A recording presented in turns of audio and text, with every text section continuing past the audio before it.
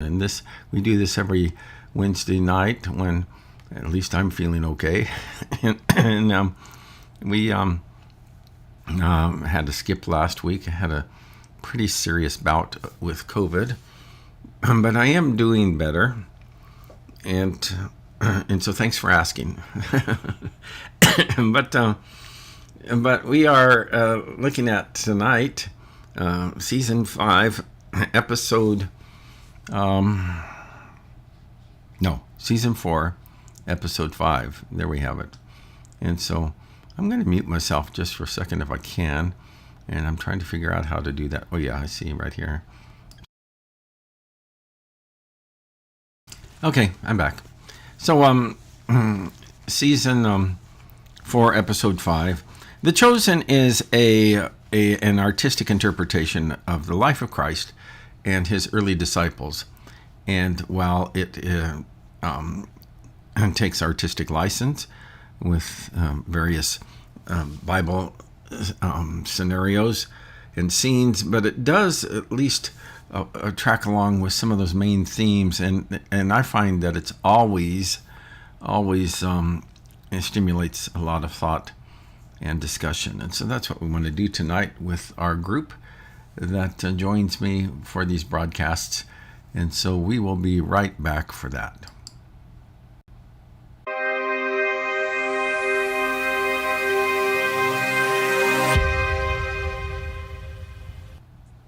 Hello, folks. How you doing tonight? Good. How you doing? Good. I'm feeling a lot better. And but I do have to tell you a quick story.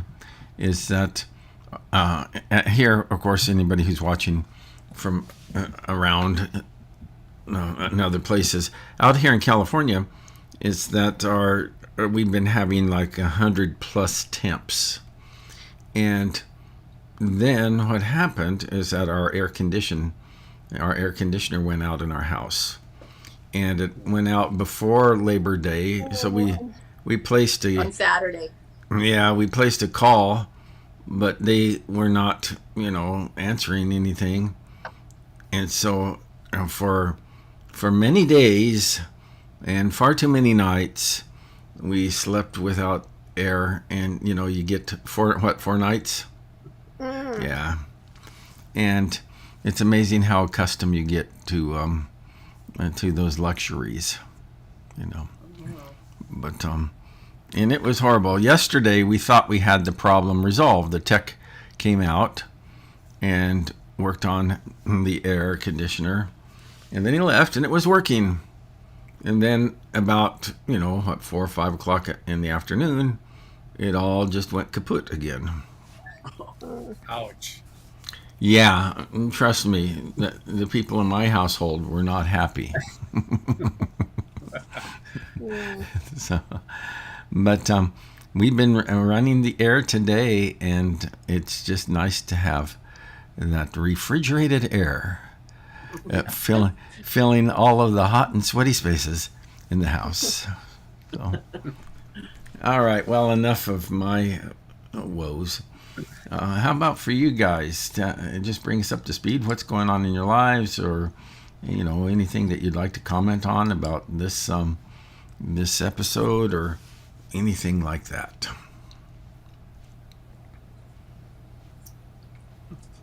Yeah, all pretty good, I guess.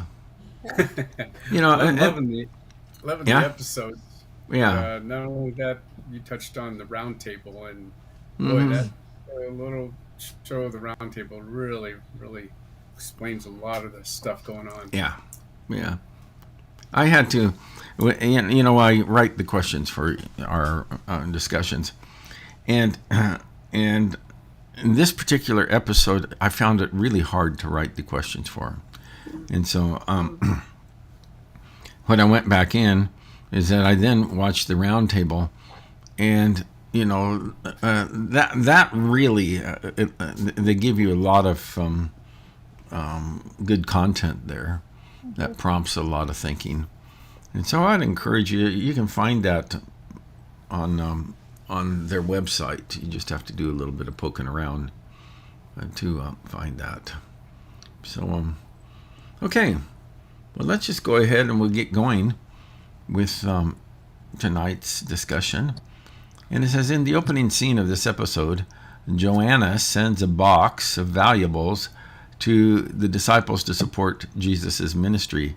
Read Luke 8:3. Does anybody have that handy? Luke 8:3. I do. Go ahead.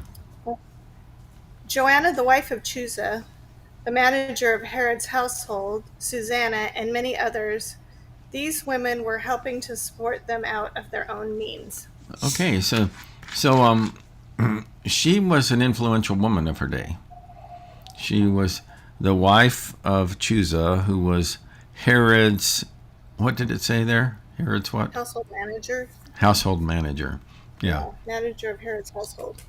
So she was a woman of some means, and that so they would these ladies would help support the ministry of Christ and his disciples. And I mean, these guys are going around here and there, and they have all their traveling expenses, and they're not working at their normal jobs. So, I suspect that it was a pretty substantial expense that that they had to. And it wasn't just the ladies that were doing that. I suspect there's probably other people that were helping out, but they are mentioned by name. It says, in the opening scene of this episode, Joanna sends a box of valuables to the disciples to support Jesus' ministry. Read Luke 8:3. What has helped you to grow in the grace of giving?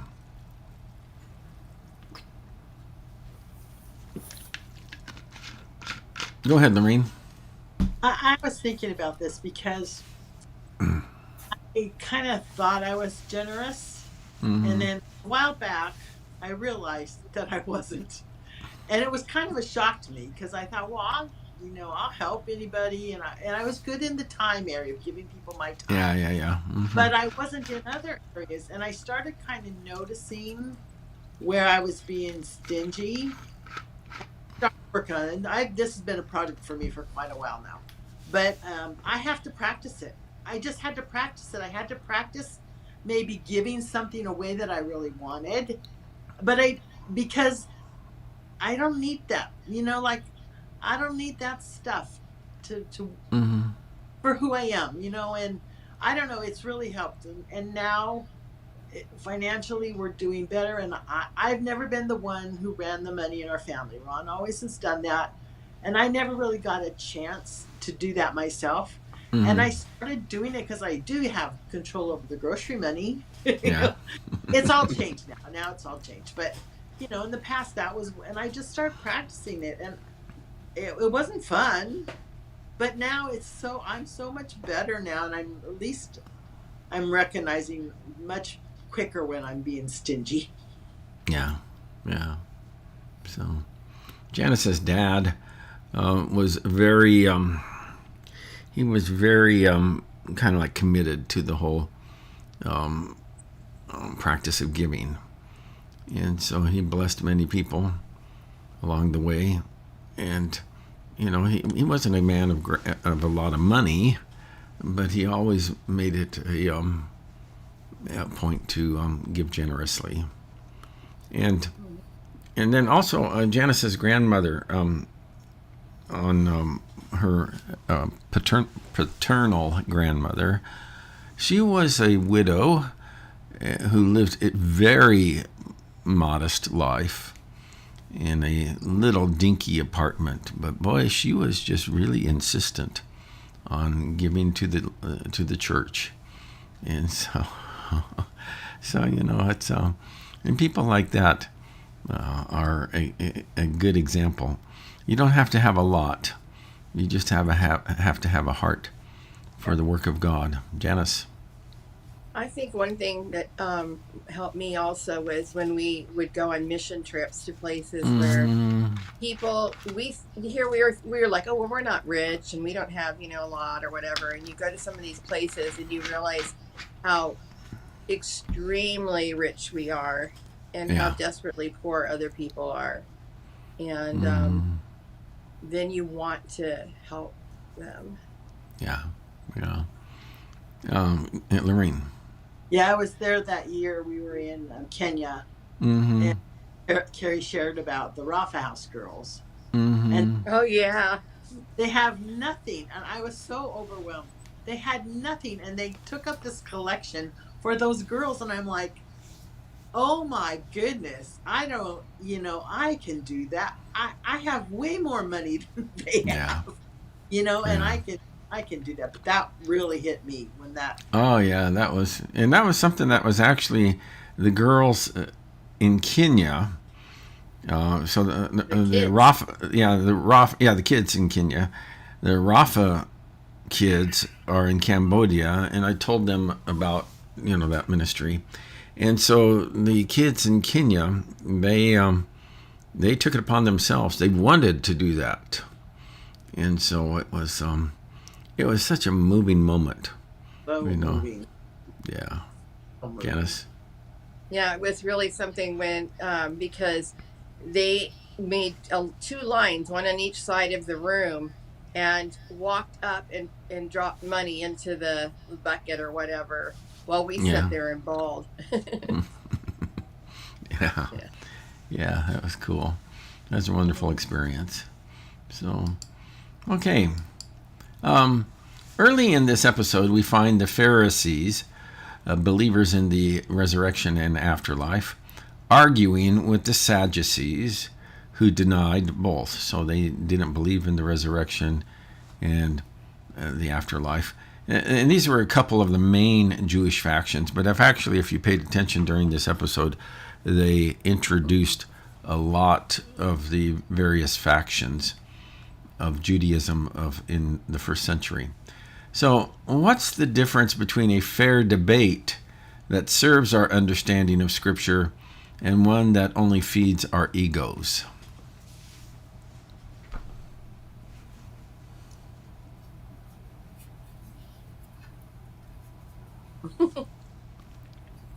Well, Val and I were talking, and if you're listening with the true heart to try to understand each side and not just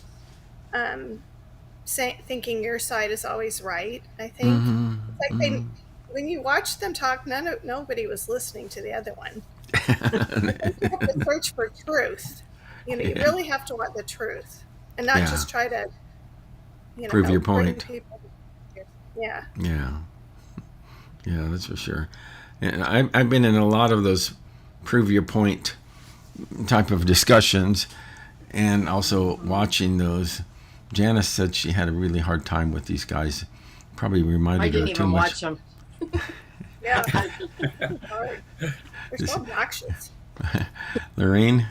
It just reminded me. I bet you that's what would happen if we got all like church leaders from all different denominations together. I could just like that. No, this is the way the end times are going to go. Oh no, this is what you think about that. Oh no, I could just see it. I could just see it. Janice? And no compassion or understanding or anything, just, well, then you're going to go to hell. Yeah. So, okay. So, number 3 here is that what should guide us when we're seeking to deepen our understanding of God and His Word so that we aren't driven by every wind of doctrine? Because there is such a thing as a correct understanding of the Scripture. So, so what should guide us in our quest to better understand God's Word?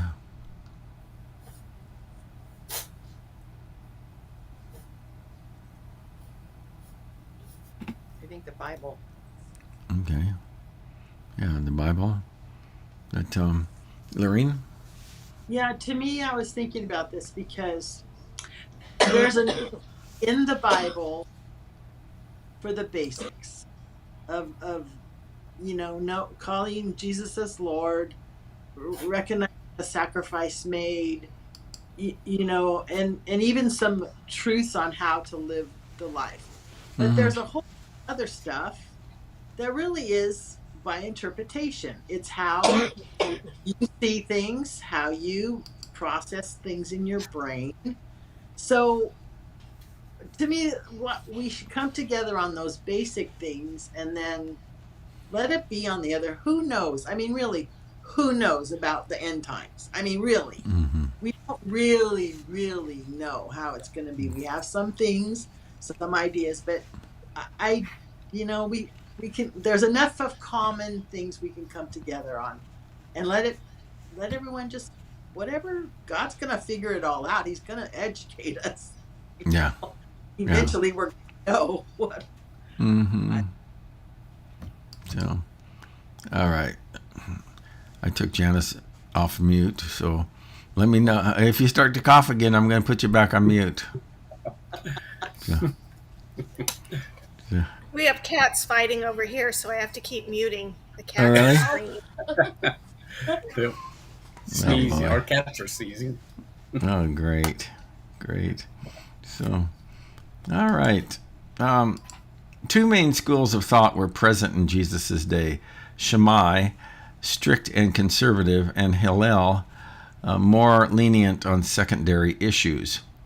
Why do religious people tend to polarize in their beliefs? Why do you think we tend to polarize in our beliefs?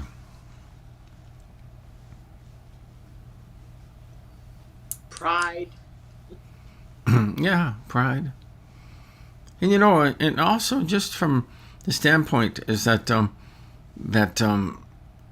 religious topics deal with, if once you grant the truthfulness or the reality of spiritual things, which our culture has largely abandoned, but these deal with some of the biggest questions of life. Where did we come from? Where are we going? That is God at work in the world? If he's at work in the world, how is he at work? And so on and so forth.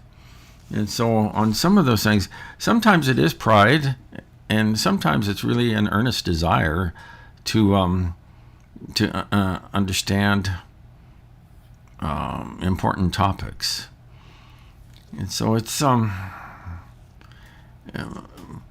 but I do think, and I liked what Nikki was talking about earlier, and I can't remember the exact words that she used, but the idea is that we need to love truth and love people. And I've heard it said before is that we go hard on ideas but soft on people. And so we need to make sure that we can communicate earnestly about important topics without becoming offensive. So I want to say something about Facebook and social media in a moment, but anybody, any additional comments on this? Well, I'll say this much, is that from time to time, somebody will say something on social media that I feel like, well, I would like to engage with them on that. And so I've gotten into the habit of just saying, reaching out to them in either as part of the thread or in a direct message, and just say, hey, I appreciated your post about XYZ, and I'm wondering if you're open to a friendly discussion about this, and that, and if you are, I'd like to see where that takes us. I don't. For me, life is too short to kind of get into these rancorous kind of give and take and snipey and snarky comments on social media. And I've never seen anybody kind of like say, "Oh yeah, man, I now see the light." But I do like to have serious conversations with people. But I think to a large extent in our culture today, we've lost that capacity to have serious conversations about important topics without it kind of like becoming vitriolic,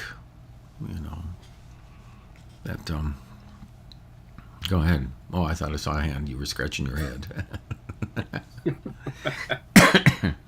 So, but, and particularly nowadays about politics, people just cannot seem to have a conversation about these matters anymore. And I think that's sad in our culture. We just don't know how to have civil discourse. So, okay.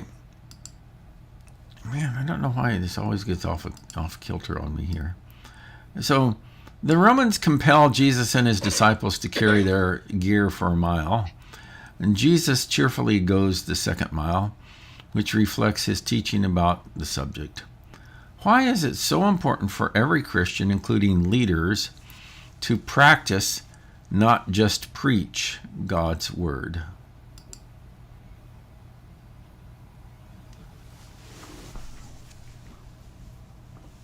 Anybody? Go ahead, Nikki. He showed them it could be done. He showed that what he was actually saying could be done. He wasn't just spewing a bunch of words out. He walked the walk, literally. Yeah. Yes, he did walk the walk. So that you could tell that this really, and of course, I understand that they're developing things from their own artistic interpretation, but you can see how this really grated on Judas. That he didn't like it. That Jesus was so eager to serve the Romans. Go ahead, Lorene. But it was so cool to watch the Romans' reaction, and I realize it's artistic, Sure, but sure. they don't know what to do with it now, and I think that is the Jesus way. When we do things opposite of what our human nature says to do, it makes a difference, and people will notice when we put our words into action. And I think that's been a problem for a long time. We're so easy spouting out what people should and shouldn't do, but we're not showing Jesus' life. Yeah. We need to and one of the things that I'm really kind of like I guess I committed to is the idea is that Christianity also needs to be lived out in our own homes. Yeah. That yeah. But it's so easy for people to kind of live it out publicly and in the church arena, but treating each other kindly and patiently and forgiving and all of that in your own home, sometimes that's where the biggest challenges are. Janice.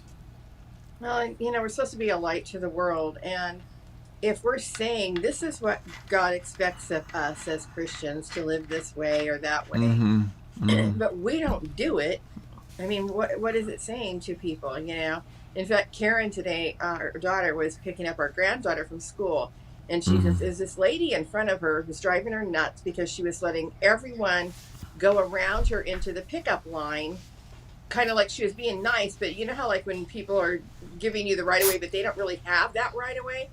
And so because I was really getting upset with her, and then Cambry gets in the car and it says something about this woman is, and then the B word, and then on the other side it had a church name and the website, and they're like, okay. So she had that. So the offending lady had that on her car. Yeah. Yeah. Well, maybe it was a religiously divided home. I mean, that's crazy. That All right. Number 6. According to the creators, Judas wanted to speed things up for Jesus to become the military leader to overthrow the Romans. What dangers do we run into when we try to fit our expectations of God into our timetable? It never works. Never does. Yeah. Nikki? We miss what he has for us. Mm-hmm. Judas is going to miss the whole thing because of his little agenda. Yeah, isn't that sad? Really. Judas misses the whole thing because of his little agenda. And we don't want to be like that in our own lives, where we miss the whole thing because we think we know better. And it's hard. At least I find it's hard sometimes to let God's will develop rather than enforcing my will or trying to make God's agenda conform to mine. So may I say one other thing? of course. I thought what they depicted in this was kind of interesting when Judas went to meet up with his old business partner. Mm-hmm. I kind of felt like he was like the serpent was in the Garden of Eden with Eve. Well, doesn't he need your expertise? And didn't he pick you for this? And aren't you so this? And like he was just baiting him, like just revving him up. And I thought they really kind of showed how you could see the light bulb in his head. Well, yeah, kind of things are starting to go the other direction now for him. Yeah. He's one. Go ahead, Lorene. It's just, I think he wanted someone to approve what he was doing. And I think we all fall into that. We want to go people who are going to tell us, oh yeah, you did the right thing. And all the while Jesus was telling him, remember what I preached on the road? He's like, remember that sermon, Judas, and that was before he went to see his friend. And I just think he was just looking for someone to okay what he was doing. Yeah. Yeah. It's and it's a temptation for all of us. Yep. Yep. It's Judas is a cautionary tale, his life, and obviously that we may not fail in that dramatic of a fashion, but I don't want to fail at all,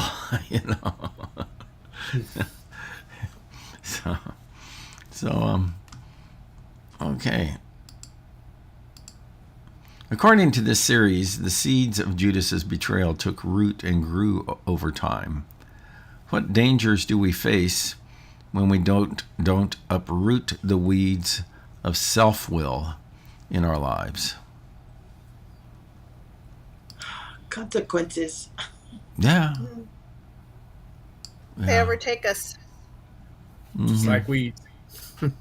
Yeah, I know. Yeah. That's kind of the thing with the story with our air conditioning too, is that no, really, is that, and today we actually signed up for the maintenance plan, so because well, and this I trust this guy, he's a good guy, but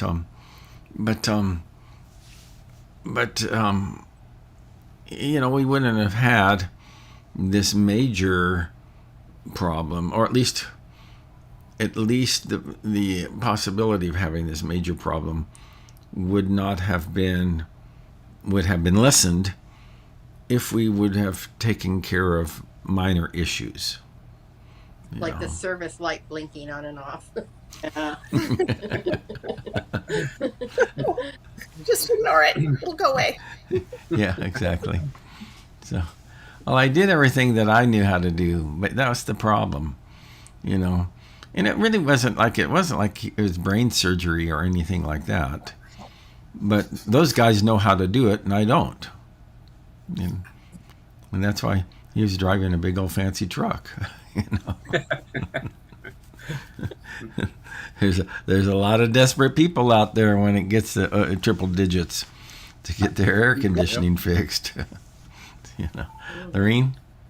I don't know if this was discussed in the round table, and I didn't come up with this because I was listening to something else, but I was noticing in the way that the writers wrote this that they were, I think they were comparing Martha and Judas, and I don't know if that was, but I have never connected that before. But here you have two people who were intent in a good way on practicality and function, and then when it came down to it, Martha listened to what Jesus said, and Judas did it.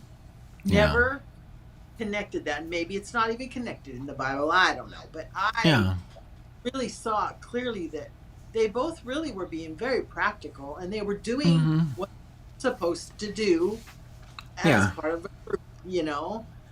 But then when it came to listening to Jesus, that's where the difference, that's to me where the difference was Jesus finally got to Martha. He made, you know, she sat down and she opened her ears and she quit thinking about the practical stuff, you know. I really, really liked how they did the Mary and Martha thing. Yeah. Really. Me too. Yeah.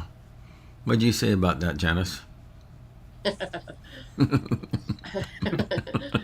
Boy, can't talk to you about anything. Okay. All right. I really very much relate to Martha, you know, and I think not only is my personality tends to be that way, but I've had a job in the church where that's what I'm supposed to do, you know, and so many times I'm working and I'm not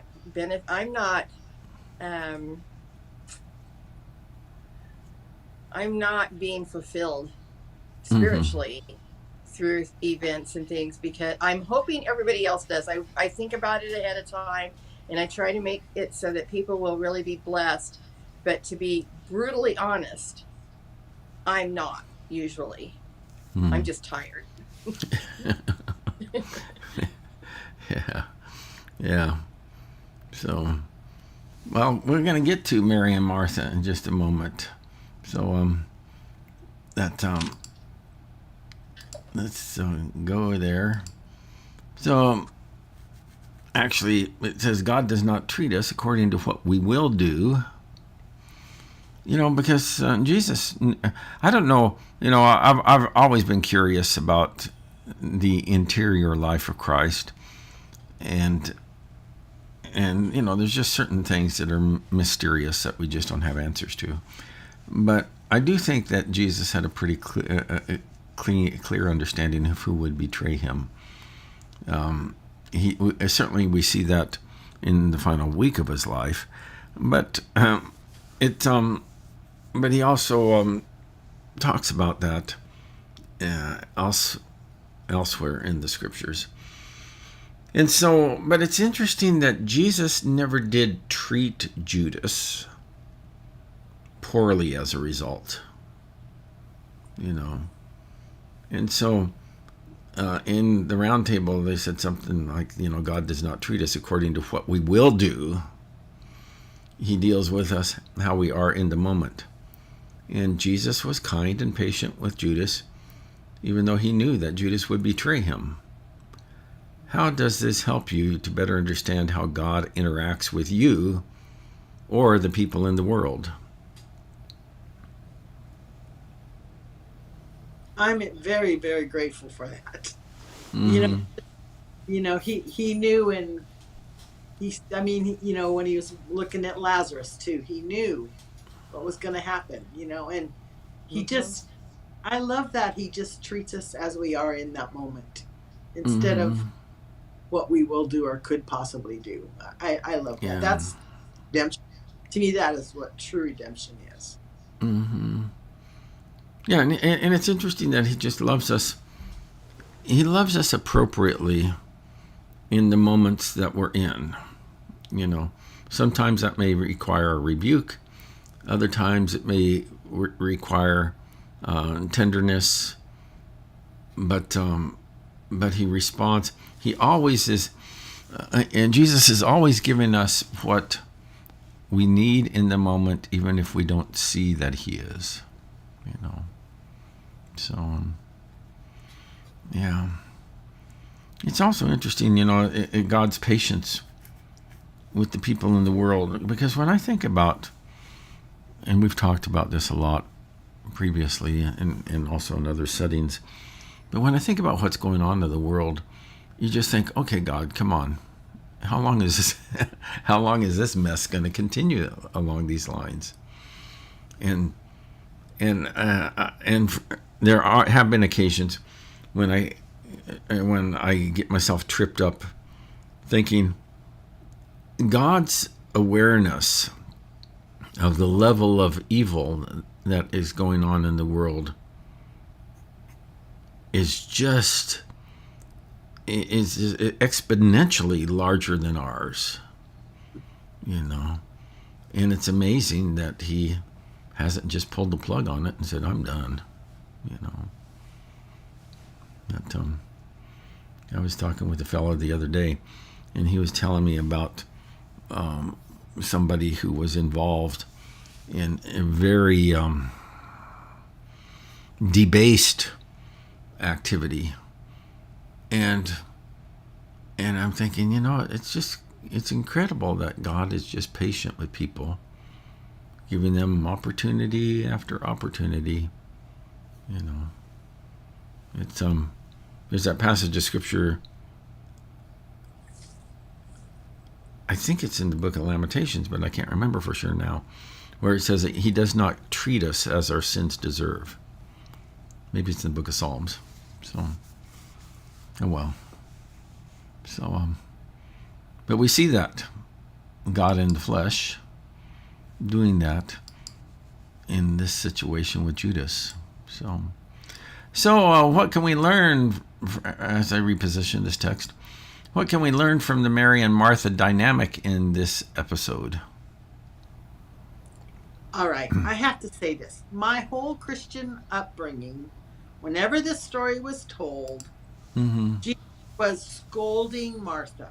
I mean, that is just the way the story was always told. Was she was getting rebuked for, and in this scenario, the way they wrote it, I loved it because Jesus never once scolded her. He brought her to him, and he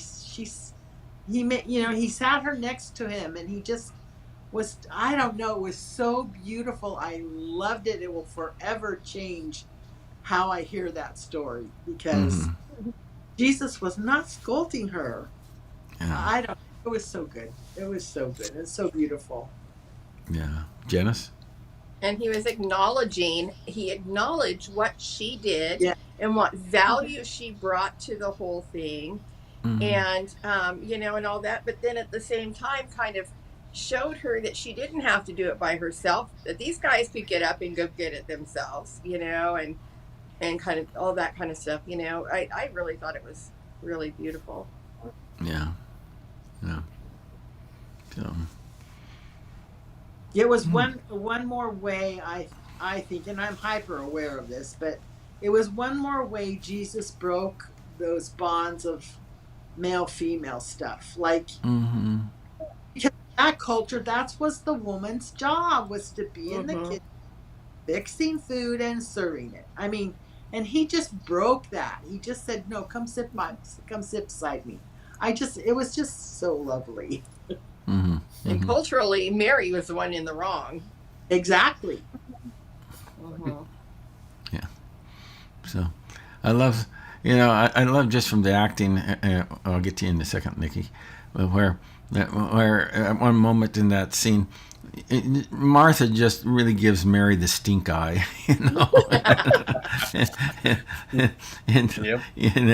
and you know, but Mary is so focused on Jesus, she's not even looking at Martha, type of thing.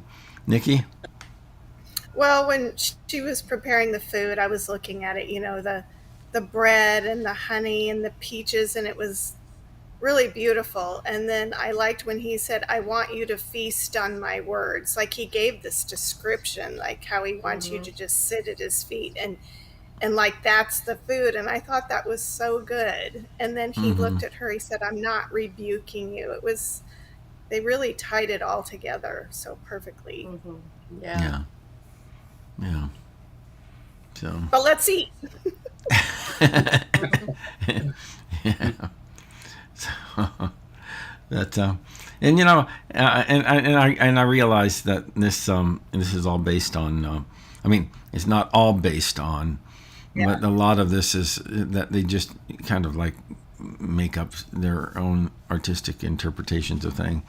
But I love it when they first come to the house and Lazarus is all you know he's all indignant. What are you doing here? Yeah, and there's another scene in this particular episode where Simon the Zealot, Z, in the box, you know, and I think it was Andrew who's kneeling down next to him, and he opens up the box, and then he acts like, you know, some rabid animal is coming out, and I told Janice, I told Janice, typical guys. I mean, you know, That was good. you know, we think that these people in their daily travels with Jesus, that it was always kind of this pious vibe going on. And who knows what it was really like. But I like to think that there's some of this cutting up and having fun and working through stuff. Janice. I know our family would fit in much more with this group. Yeah, that's for sure. So, all right. And so finally, Jesus expresses his frustration and disappointment that his disciples misunderstood his teachings. He's talking to his mom about that. When does frustration and disappointment cross the line from legitimate human emotions to sin? Because there are a few times in the Bible, in the New Testament, that Jesus generally sounds frustrated. And but we also know that he was without sin. So when does frustration cross that line? Go ahead. Well, I thought the round table described it really well because I didn't know what they were talking about really, and they said that when we express our emotions inappropriately, and they gave an example of like when you get mad at somebody at work and come home and kick the dog or something like that, and they said that Jesus expressed his emotions appropriately and directed them the right way, whereas we don't. So I thought that was a really good way to describe it. Yeah. Like they're not saying he didn't get mad, he didn't get angry, but he expressed it in the right way. Yeah, it's crazy, man. I tell you, just the whole experience, the whole experience of being human is hard enough. But it's amazing that God in the flesh was able to pull off humanity without sin. You know, so quite a deal. Janice. I really loved this whole scene. It was my favorite. You know, Jesus is talking to his mom, and like who else on earth would understand what he's talking about and where he's coming from than the woman who had the angel tell her that you are carrying the Son of God. Like she gets it. Yeah. And for them to have that relationship and that conversation and stuff was really special. Even Jesus needed his mom. Yep. I don't Yeah. know if anyone else, but Say what? I don't know if anyone else noticed, but Jesus's mom was wearing cross earrings. I Oh, don't really? know. Yes, I don't, and I know I there was- didn't notice. I know there's all kinds of crosses out there. I understand that, but it just didn't seem. It was weird to me. I kept looking at them like, well, of course I'm going to notice earrings, but I just kept thinking those are crosses. They're crosses. It was. I don't know if they just. I don't know. She wore I him to don't. work and forgot to take him out.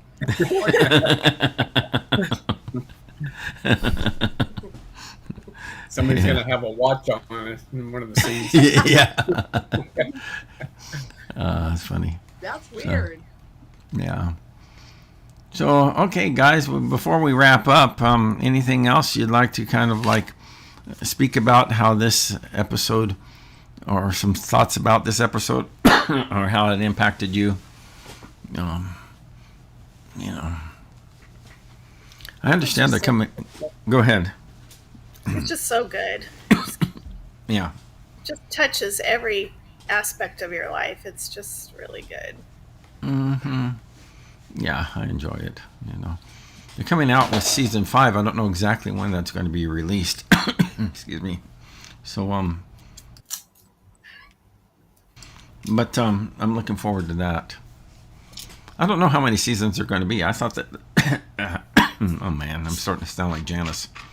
So. Thanks. I thought that they said initially 7, but I don't know if they can stretch it that long. So, We were all right. wondering about that. We were wondering if they're going to do like post crucifixion, like Yeah. how far can it go? Yeah, but once you've done like the life of Jesus, everything else is downhill from there.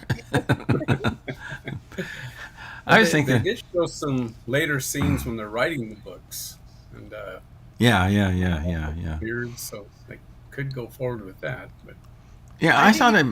Go ahead. I think it'd be cool to see how the church started.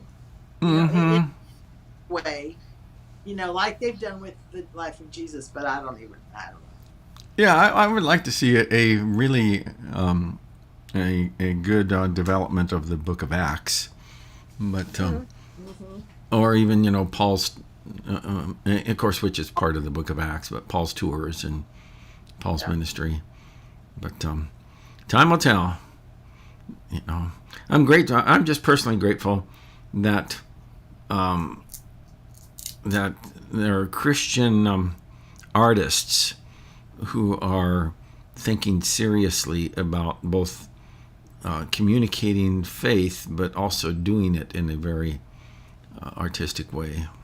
So, I watched one little tiny clip. It was some lady.